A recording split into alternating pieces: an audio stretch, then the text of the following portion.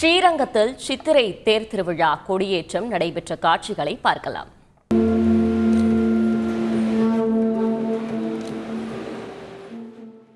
இதுகுறித்த கூடுதல் தகவல்களை எமது செய்தியாளர் தினேஷ் வழங்க கேட்கலாம். தினேஷ், வணக்கம். இந்த தேர் திருவிழாவின் சிறப்புகள் என்ன? இதற்காக செய்யப்பட்டிருந்த சிறப்பு ஏற்பாடுகள் என்ன? விவரங்கள். வணக்கம். ஸ்ரீரங்கம் அரங்கநாத சுவாமி திருக்கோவிலில் ஆண்டுதோறும் சித்திரை மாதத்தில் விருப்பன் திருநாள் எனப்படும் சித்திரை தேர் திருவிழா வெகு விமர்சையாக நடைபெறும். அதன்படி இந்த ஆண்டிற்கான திருவிழா இன்று காலை கொடியேற்றத்துடன் தொடங்கியுள்ளது. இதற்காக அதிகாலை 3:30 மணிக்கு வெள்ளி பல்லக்கில் நம்பெருமாள் மூலஸ்தானத்திலிருந்து புறப்பட்டு கொடியேற்ற மண்டபம் வந்தடைந்தார்.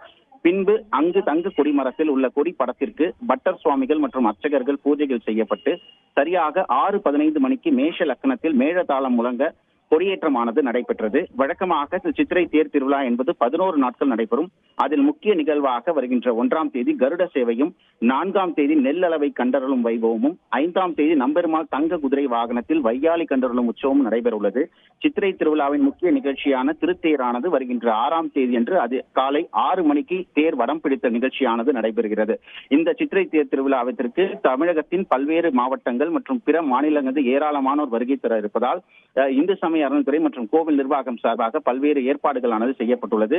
அன்றைய தினம் திருச்சி மாவட்டத்திற்கு உள்ளூர் விடுமுறையானதும் அறிவிக்கப்பட்டுள்ளது.